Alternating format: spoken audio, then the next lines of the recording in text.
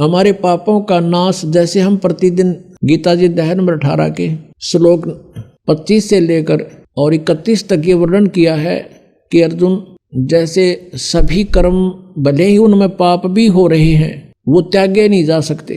किस प्रकार, कौन से कर्म, जैसे खाना बनाते हैं उसमें भी जीव हिंसा होती है, पोछा लगाते हैं, लीपते थे पहले मड प्लास्टर थे गाय के गोबर और मिट्टी से, उसमें भी जीव मरते हैं।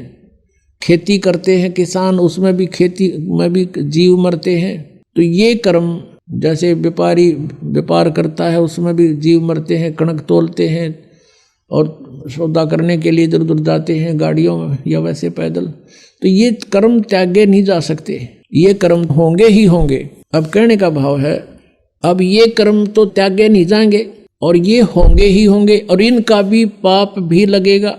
लेकिन जब हम पूर्ण परमात्मा से वो लाइसेंस बनवा लेंगे, यानी पूर्ण परमात्मा की शरण में, और उसके प्रतिनिधि से ड्राइविंग लाइसेंस अर्थात दीक्षा प्राप्त कर लेंगे, उसके बाद इन कर्मों का फल आपको भोगना नहीं पड़ेगा।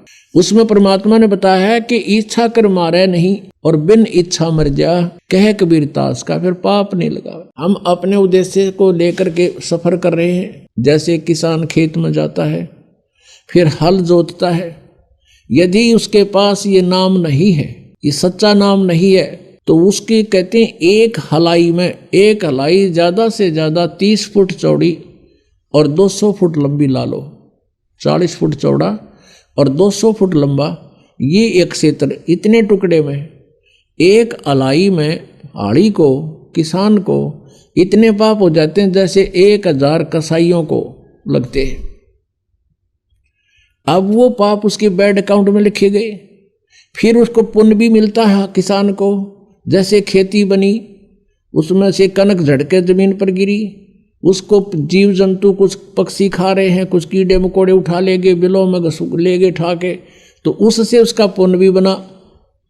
वो तो पुण्य और पाप दोनों भोगे ही समाप्त होंगे और फिर परमात्मा के नाम से हमें वो जो पाप हाली को नहीं लगेंगे, क्योंकि उसकी इच्छा वहाँ जीव मारना नहीं है। परमात्मा ने विधान बताया है कि ये अन्न खाओ तुम और ऐसे खेती करो